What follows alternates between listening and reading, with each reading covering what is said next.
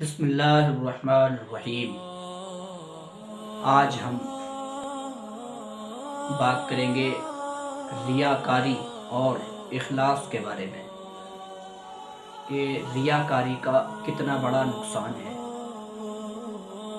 ریاکاری وہ عمل ہوتا ہے کہ کوئی بھی عبادت اس نیت سے کرنا کہ لوگ مجھے عبادت گزار کہیں، لوگ میری تعریف کریں، لوگ میری عزت کریں وغیرہ، اللہ کی رضا کو چھوڑ کر لوگوں کی رضا کے لیے کوئی بھی نیک عمل کرنا، یہ ریاکاری ہوتی ہے۔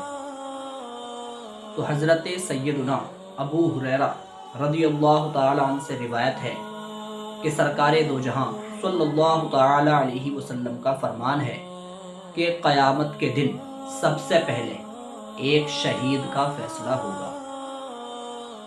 جب اسے لایا جائے گا تو اللہ پاک اسے اپنی نعمتیں یاد دلائے گا تو وہ ان نعمتوں کا اقرار کرے گا۔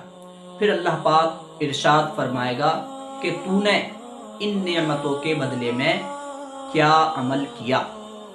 تو وہ عرض کرے گا کہ میں نے تیری راہ میں جہاد کیا یہاں تک کہ میں شہید ہو گیا۔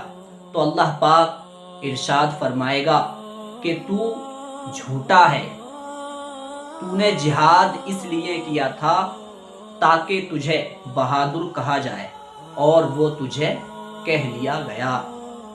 یعنی تیرے جہاد اور شہادت کا بدلہ یہ ہو گیا کہ لوگوں نے تیری واہ واہ کر دی، کیونکہ تو نے اسی نیت سے جہاد کیا تھا تاکہ لوگ تجھے بہادر کہیں۔ پھر اللہ پاک اسے جہنم میں جانے کا حکم دے گا تو اسے منہ کے بل گھسیٹ کر جہنم میں ڈال دیا جائے گا۔ اللہ اکبر۔ یعنی ذلت کے ساتھ مرے ہوئے کتے کی طرح ٹانگ سے گھسیٹ کر کنارے جہنم سے نیچے پھینک دیا جائے گا۔ جہنم کی گہرائی آسمان اور زمین کے فاصلے سے کروڑوں گنا زیادہ ہے۔ اللہ کی پناہ۔ پھر اس شخص کو لایا جائے گا جس نے علم سیکھا اور سکھایا، قرآن کریم پڑھا اور پڑھایا، وہ شخص آئے گا تو اللہ پاک ارشاد فرمائے گا اور اسے اپنی نعمتوں کی یاد دلائے گا تو وہ بھی ان نعمتوں کا اقرار کرے گا۔ پھر اللہ پاک اس سے فرمائے گا کہ تو نے ان نعمتوں کے بدلے میں کیا کیا؟ وہ عرض کرے گا کہ میں نے علم سیکھا اور سکھایا اور تیرے لیے قرآن کریم پڑھا۔ اللہ پاک ارشاد فرمائے گا کہ تو جھوٹا ہے، تو نے علم اس لیے سیکھا تاکہ تجھے عالم کہا جائے اور قرآن کریم اس لیے پڑھا تاکہ تجھے قاری کہا جائے اور وہ تجھے کہہ لیا گیا۔ یعنی تیری یہ ساری محنت دین کی خدمت کے لیے نہیں تھی بلکہ علم کے ذریعے عزت اور مال کمانے کی تھی، وہ تجھے حاصل ہو گئے، اب ہم سے کیا چاہتا ہے؟ پھر اسے بھی جہنم میں ڈالنے کا حکم ہوگا تو اسے منہ کے بل گھسیٹ کر جہنم میں ڈال دیا جائے گا۔ اللہ اکبر۔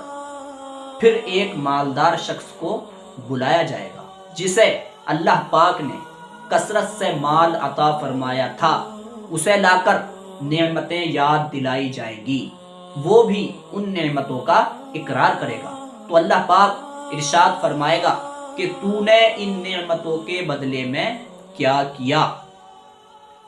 تو وہ کہے گا کہ میں نے تیری راہ میں جہاں ضرورت تھی وہاں خرچ کیا۔ تو اللہ پاک ارشاد فرمائے گا کہ تو جھوٹا ہے، تو نے ایسا اس لیے کیا تھا تاکہ تجھے سخی کہا جائے اور وہ کہہ لیا گیا۔ پھر اس کے بارے میں جہنم کا حکم ہوگا، چنانچہ اسے بھی منہ کے بل گھسیٹ کر جہنم میں ڈال دیا جائے گا۔ اللہ اکبر۔ کتنا بڑا نقصان ہے ریاکاری کا کہ ہم جب بھی کوئی عمل کریں، اچھا عمل کریں تو ہمیشہ اخلاص کے ساتھ کریں۔ اخلاص اور ریاکاری میں فرق یہی ہے کہ اخلاص کے ساتھ جو عمل کیا جائے وہ اللہ کی رضا کے لیے ہوتا ہے، اور اخلاص سے ہٹ کر اور ریاکاری کر کے کوئی عمل کیا جائے تو اس سے عمل برباد ہو جاتا ہے۔